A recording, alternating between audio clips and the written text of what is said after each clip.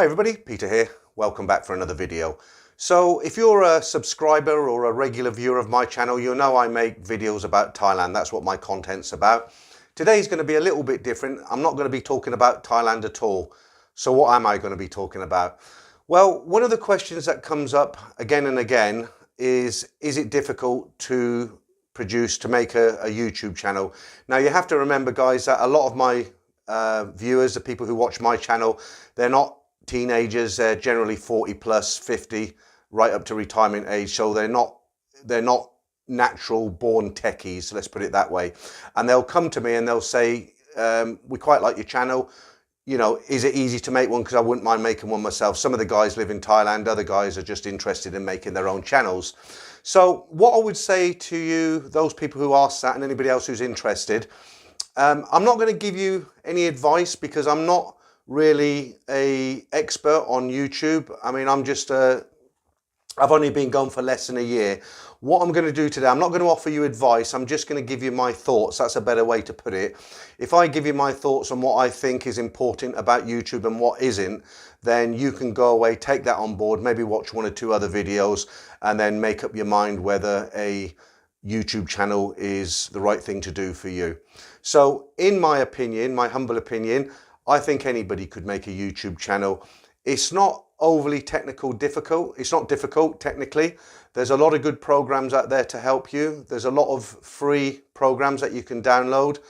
You've just got to be careful that you don't get tricked into a subscription, but there is some pretty good bits of software out there.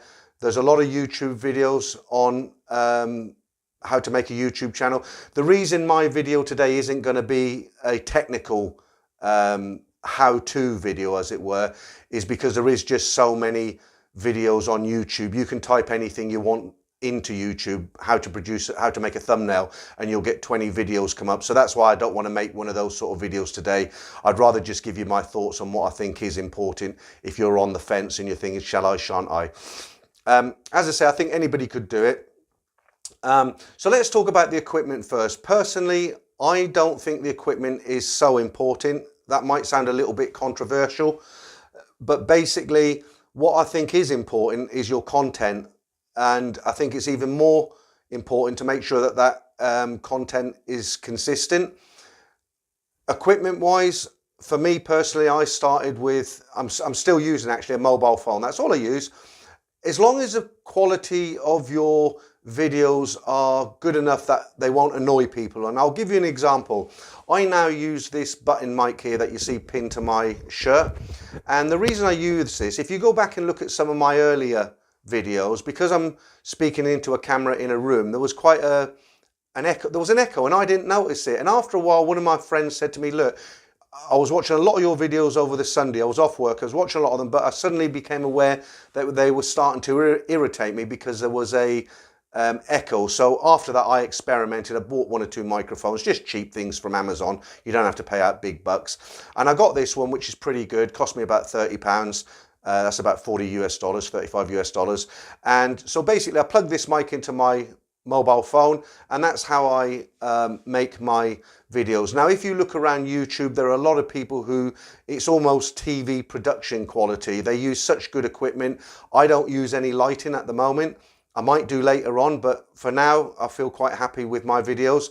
But if you look around YouTube, there are people who are using lots of lighting.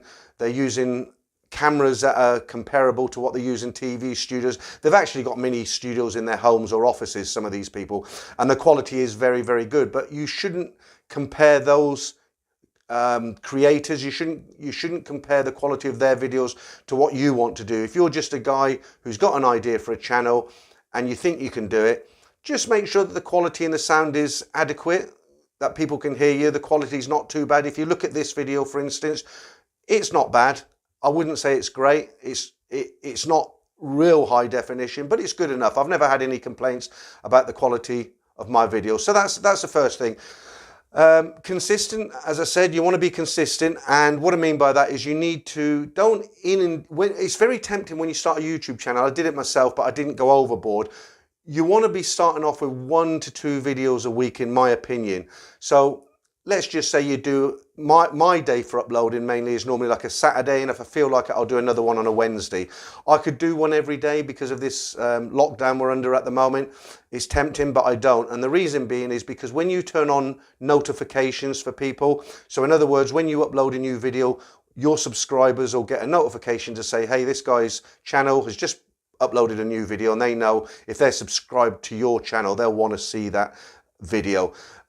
Now the problem is when you get keen, when you go overboard and you make too many videos, your subscribers are going to get multiple notifications of your new videos, and it will bug them. I've done it. I've had it myself. I subscribed. I'm not going to name the YouTube channel because that's not fair. But what I will tell you is I subscribed to a guy's website, and basically he makes videos every single day. And I was getting notifications from him that in the end, it irritated me so much I just unsubscribed. It's a great site. It's a great YouTube channel, and I enjoyed watching it. But now I'll go and look for the video because he just had too many notifications come through to me. So with the consistency, so let's say, you know, if you make a video, whatever day of the week you decide you want to make your video, Monday, Wednesday, Saturday, it doesn't matter. Try to do it the same day of the week. So that way your subscribers will know when to expect a video. Myself personally, I'll put up a video on maybe a Friday or a Saturday, maybe a Sunday if I've been busy, but I will tend to put my main video of the week up at the weekend and people know it's coming. So try to do that. And the other thing about being consistent, whatever your topic is, you can talk about whatever you want, but try to be consistent with your subject matter. And what I mean by that is, let's just say, for example, you decide you're going to make a channel about fishing. Within the context of that fishing channel, you can talk about ground baits, river fishing, sea fishing, rods, reels. You get the idea. It's all within that context of fishing. But what you don't want to do is, if you can't think of anything to make a video about, or you get bored one day and decide to do something else, you've got your subscribers who are subscribed to you because they like listening to what you talk about fishing, and then you go off and make a video about how to make cupcakes. They're not going to like that, and they'll probably unsubscribe. So be consistent and just talk about the subjects that fall within the realms of what you're talking about. There's a guy out there, he's got a lot of followers. It's all to do with finance, mortgages, cards, but everything he talks about is within the realm of his subject. So it could be mortgages, credit cards, debit cards, credit, debt, bad debt, loans. That all falls within his category. So that's what I mean by consistent. Right, now, something very, very important, money. Should you start a YouTube channel to earn revenue? Personally, again, I keep using that word because this is personal to me. These are my thoughts. I wouldn't go off and make a YouTube channel if your sole goal is just to make money. You've got to have a passion for it. You've got to enjoy it. If there is any money to be made, that can come later, but you need a lot of subscribers. It takes a long time, and YouTube now, they're very, very strict. They've laid down some quite stringent rules and regulations. For instance, you've probably heard this before, but I'll tell you again anyway, as this video is about making a YouTube channel. What YouTube insists on, you need a minimum of 1,000 subscribers and 4,000 continuous watch hours, and that's got to be accumulated within a single year. Once you have that, then you can go off and apply to AdSense to be monetized. But if you're going in it to make money, there are people who make stupid amounts of money on YouTube. You can go onto Google and do searches. There's people making 15, 20 million US dollars a year. There's not many of them, but there are people who do it. There's a lot of people making 1,000 to 2,000 US dollars a month, but they've been doing it a long time. So as far as money is concerned, my only piece of advice I would say to you is don't start a YouTube channel if the only reason you want to do it is to make money. But you can go off onto YouTube and do your own searches about YouTube and money and sponsorship and that sort of thing. I will say though, one other thing I'll just say on making money, there are other ways of making money on YouTube. It's not just about the advert. You know, you see the 5 second, the adverts that come up at the beginning of people's videos, you can click away from them after 5 seconds. People, once you get to 30,000 subscribers, that's a lot, but people do get to that many, and you're allowed to have membership areas then, so you could charge, you know, $4.99 for somebody to be a member, and they get a couple of videos a month with content that you don't share around. You can sell merchandise. I know sites out there, they sell everything from, you know, cups similar to this to t-shirts and you know, bits and pieces. So there are lots of ways to make money on YouTube, but it shouldn't be your goal in the initial stages.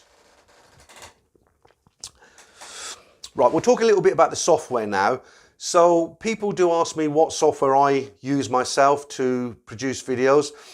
I don't pay for anything. The only thing that I've paid for, there are, I'm just trying to think of the right word. The software that you can download, they're called wizards basically. So let's, just for an example, let me tell you like this. So say you wanted to make a thumbnail, you'd open this program up. I can't give you the name of one right now, but you can look it up. But you'd open it up and it'd say, what do you want the thumbnail for? Is it for Twitter, Facebook, YouTube? Obviously you'll choose YouTube, so it will automatically input the size into that thumbnail because it knows what YouTube size of thumbnails are.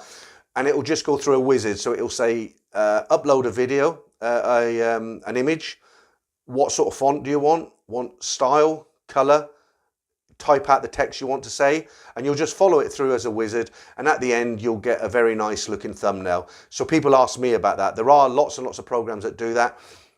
Personally, again, I don't use any of those wizard programs. I use a graphic design proper piece of software, and I start with a blank canvas. It's a just nothing on it, and I build up the thumbnail from there to how I want it. But that's just me. That's just how I like to do it. So as far as software goes, you don't need to spend any money in the initial periods. As you learn and you develop your skills, you might want to move on to some paid software. But to start with, you certainly don't need to pay out any money. Most videos you will have to edit down. If you look at this video that I'm making now, I'm making it in one continuous video. I haven't edited it as yet as I'm making it, but I would imagine when I go back and I look at this, I'll see one or two things that I don't like. There'll be some pauses that I want to take out, so I'll go in and edit it and try and join it as best as I can. And you'll need editing software. The only thing I'd say is be very, very careful, because when you put in top 5 free video editing bits of software, or top 10, a lot of these top 5 and top 10 lists, the one that they tell you is the best, the number one, is actually the company who produces that software. So you need to look at a few of these lists, and they do kind of trick you sometimes. They'll say absolutely free, and when you download it, you'll find out you've set it up, you've spent a couple of hours on it, and it's only the download that's free. When you actually come to make a video, you actually need to pay for it, or it's a 30-day trial subscription. And what's really, really annoying, a couple of things that are really annoying, is when you download a free piece of video, what you think is a free piece of video editing software, and you do all this chopping and splicing, and you finish with your video and you think, yep, that should be it. You watch it, and after 10 minutes there's a watermark in it. You know, it's really soul destroying, because you put so much work into this video and then you get a watermark appear. They do that so that you've learnt the video editing software, so you don't want to go off and learn another one. That's why they do it. So be really, really careful. There's one called Shortcut out there. That's not one I use at the moment. That's 100% free. You'll never get charged for that. That's very, very simple. Anybody can use it. And if you download Shortcut, that would be a good program to start with. You can still get, there's a real simple one. It's the one that, do you remember Microsoft? They had their movie maker. They've still got it, but it's paid for now, as far as I know. But up until 2012, they had a real simple program that I started off using, and you can still get that. You've got to go and search for it. The support is discontinued, but if your technical abilities are really, really not there at all, that is maybe a good one to start with you. It's Windows Movie Maker, but get the older free version, and you've got to look for it. It is out there, because I recently downloaded it for a friend. Now, something else, when you're making these videos, you've got to think about the style of video you're making. If you've ever watched any of my Thailand videos, I put in a lot of work into them. Sometimes a 15-minute video can take me 5 hours, because I put a lot of background pictures into it. And the reason why I do that is because I want any videos I put out there to be interesting. I don't want people to just have to stare at my face for 10, 15 minutes and nothing else. So I'll go off and find a lot of pictures. You can't simply go on to Google, type in the name of a subject. All the pictures come up on Google. You can't simply go on there and steal those pictures, because what will happen, eventually YouTube will come to you and they'll get you on copyright. There's plenty of websites out there where you can download legitimate free images. You just put a search into Google, look for these free image sites, and they have lots of pictures about Thailand on there. or you can sometimes buy a CD, a DVD. They're not so widely used now, DVDs, but sometimes you can buy them with certain styles of pictures. But don't just go on to Google and steal pictures, because eventually you will come unstuck. Learn to take criticism. Don't be offended. You're putting yourself out there in the public realm. People will, when I say criticism, I mean, you'll get, if somebody writes to you and says your videos suck, that's not constructive criticism. That's just somebody being horrible. They've just decided to send you a nasty message. The only way you should handle that message is just delete it. When I say constructive criticism, you might get a number of people who write to you about the same thing, and normally these kind of people, they're polite, and they'll say to you in such a way where they don't want to offend you. So they'll say, look, I like your videos, but what I don't like about them is this. And I can give you an example. This happened to me. I had several people write to me and say, look, we like your videos, but you take too long to get into the story. So what I like to do, what I used to like to do, is if I was telling a story about a girl and a boy who had a relationship in Bangkok, I'd do quite a big build up to it. So I'd tell people about the details of the girl, where she comes from, where the guy comes from, how they came to meet, before I actually get into the story. Now, those relationship videos, I can't actually cut back on too much, because there is story and you're building up to a climax, you have to leave all the details in, and you do really have to set the scene. So you can't really just go into the story, because it doesn't make sense. But other videos I've made, one of my most popular videos I ever made, you know, a couple of people mentioned it, and I just thought they were being a little bit, you know, they were just complaining. And I went back and looked at it and I thought, hang on a minute, you're right. It gets 30 minutes into the video before I actually start talking about what the video's about. They're too long. So that's what I mean by constructive criticism. People will write and tell you, and then you can take that on board and you can learn from your experiences. If you're very, very sensitive, I would strongly suggest you don't make a YouTube channel. The reason why, again, you're putting yourself out there in the public forum, and what will happen, there are a lot of angry, unhappy people in the world, and people will troll you. You'll get nasty messages sent to you. You know, you will get guys who troll you. I don't know why they do it. I suppose they've not got a lot going on in their lives. And as I mentioned in another video, I don't think if they do troll you, they don't particularly dislike you or your videos. They just send lots of nasty emails out, and the people who bite, that's who they'll engage. So you know, you've only got to look at a website like Thai Visa. That's a website that people can contribute to. The news is very sensationalized by people who talk about it, and you've got so many people on there slating each other. It's just a website I don't really look at it anymore, because it's just depressing to look at. So you've got to be prepared to take some negative feedback. As I say, if you're sensitive, it will get to you. It doesn't bother me. But if you've produced a very, very nice video and you get lots of nice compliments, people write to you and say, great video, thanks very much, look forward to the next one. Of course, it's going to make you feel better, isn't it? But when you get that one video where, you know, the guy writes to you and says, your channel sucks, if you're sensitive, that's going to play in your mind and you're not going to be very happy. So, you know, like I say, if you're sensitive, don't. I wouldn't get into the into YouTube too much, and you will develop your skills. You will get better. When I look at some of my older videos, I'm not a natural born YouTuber. It doesn't come natural to me. I'm quite a shy person. I tend to spend a lot of time by myself. Even when I go to Thailand, I'm by myself. It doesn't bother me whatsoever. So I'm not really a public face, as it were. And in fact, I've just recently deleted the very first YouTube video I ever made, because I went and looked at it the other day and it made me cringe. It was awful. I mean, hands up, it wasn't very good at all. It reminded me of a police interrogation video. I was stiff as a board. I looked very, very nervous, and it was just rubbish. So I deleted that.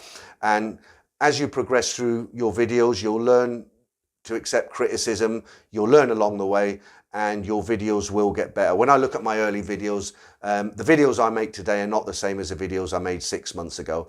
And finally, my last bit of advice for you on whether to make a YouTube channel or not: the longer you sit there and worry about it, or think about it, or sit on the fence, is more time you won't be doing it. You know what, guys? I think you should just get out there and do it. You'll be very pleasantly surprised, I'm sure.